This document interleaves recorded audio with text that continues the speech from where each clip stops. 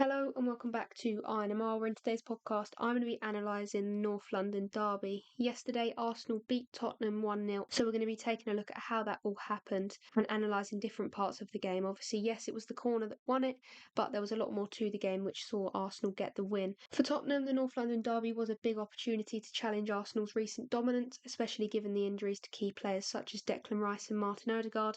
However, a familiar problem haunted Spurs: vulnerability at set pieces. Arsenal's ability to capitalise on set plays once again made the difference, as Gabriel's header from Bukayo Saka's corner sealed the win. Tottenham approached the game with an aggressive 4-3-3 formation featuring James Maddison and Dejan Kulusevski centrally, supported by Rodrigo Bentancur as the deep line midfielder. Heung-min Son and Destiny Udogie attacked from the left, while Brennan Johnson and Pedro Porro provided width on the right-hand side. At the heart of the attack was Dominic Solanke, facing off against Arsenal's compact, low-block 4-4-2 shape when out of possession. Tottenham attempted to pierce Arsenal's defensive setup by attacking through the middle. However, Arsenal's disciplined, narrow midfield hindered their progress, especially when fullbacks Ben White and Jurrien Timber pressed Spurs' wingers. James Maddison, one of Spurs' most creative outlets, was forced to drop deeper, effectively performing a double pivot with Bentancur. This limited his attacking influence, as he was positioned too far from Arsenal's goal to make any significant impact. Tottenham's best moments came from forcing Arsenal into mistakes during their build-up play. Christian Romero stepped forward from defence to help create overloads on the right, but despite these brief flashes, Spurs lacked the incisiveness to exploit Arsenal's vulnerabilities. Without the ball, Arsenal maintained their compact 4-4-2 structure, but shifted to a 4-2-3-1 when they regained possession. They focused on absorbing the pressure and counter-attacking, and were content to allow Spurs the lion's share of possession. Arsenal's game plan was simple: play for territory, look for set pieces, and break quickly when the opportunity arose. Bukayo Saka and Gabriel Martinelli were central to Arsenal's counter-attacks, using their speed to stretch the Tottenham defence. Leandro Trossard provided support on the flanks, whilst Kai Havertz operated as the focal point of direct attacks, using his physicality to secure long balls and involve other teammates. Though this approach didn't generate many clear-cut chances early on, it did allow Arsenal to relieve the pressure and keep Spurs at bay. Crucially, Arsenal's directness helped them gain set pieces in dangerous areas, which would ultimately prove decisive. By winning a corner for a swift counter-attack involving Havertz, Martinelli and Saka, they laid the groundwork for Gabriel's match-winning header. In the second half, Arteta adjusted Arsenal's tactical approach. Instead of relying solely on long balls and counters, the Gunners began to build more patiently from the back, using shorter, controlled passes. This drew Tottenham's press forward, forcing their fullbacks to push higher up the field, which Arsenal capitalised on with movements from players like Havertz, who dropped deeper to manipulate Tottenham's defensive line. Timber made underlapping runs to exploit Pedro Porro's advanced positioning, allowing Arsenal to progress further into Spurs' territory. On the right, however, Ben White's more conservative approach meant that Arsenal's attacks down that wing were less effective. Still, these tactical shifts allowed Arsenal to take better control of the game.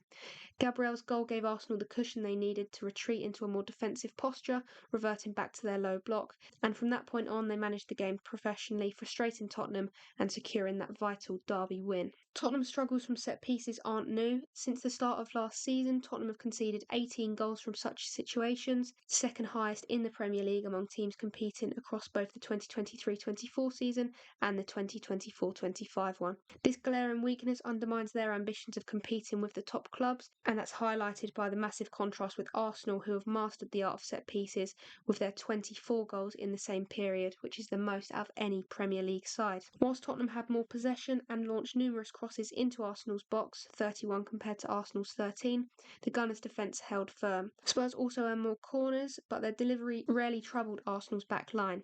In fact, the only significant set-piece chance Spurs created was a late header from Christian Romero, which David Raya saved comfortably. Tottenham's inability to threaten from their numerous crosses and corners is a testament to Arsenal's defensive organisation, especially in the air.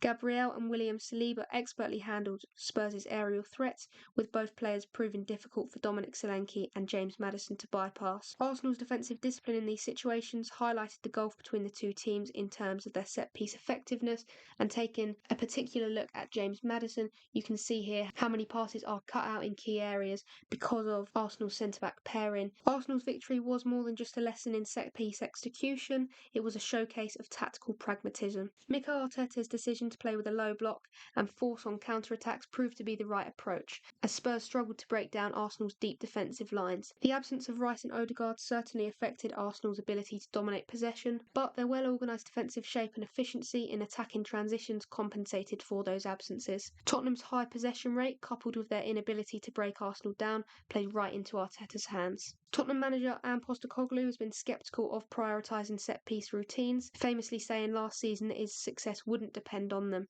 However, after yet another defeat to Arsenal stemming from a corner, it seems clear that Spurs' set-piece defending needs serious attention. Even before this match, Tottenham ranked third in the league for set-piece expected goals conceded this season, and Gabriel's free header added to that unwanted statistic. Postecoglou's post-match comments suggest he recognises the growing narrative around Spurs' set-piece struggles. Until Spurs can tighten up in this area, they will continue to fall short against the league's elite teams. This match was a great reminder of Arsenal's set-piece dominance and Tottenham's ongoing struggle to defend them. Gabriel's header from a corner was the difference in an otherwise evenly contested match. While Spurs enjoyed the bulk of possession, Arsenal's tactical discipline and deadly efficiency in key moments proved decisive. As Arsenal turn their attention to their upcoming clash against Man City, they can take confidence from their ability to grind out results even without key players. That is where I'm going to end today's podcast, but there's plenty more you can go and listen to. And for extra content, you can check out my website, that's inmrfootball.co.uk. On there you can find match reports, player interviews, live blogs, analysis pieces, and so much more. And if that's not enough, INMR is also on Instagram and X, so you can go and follow me on both of those platforms as well.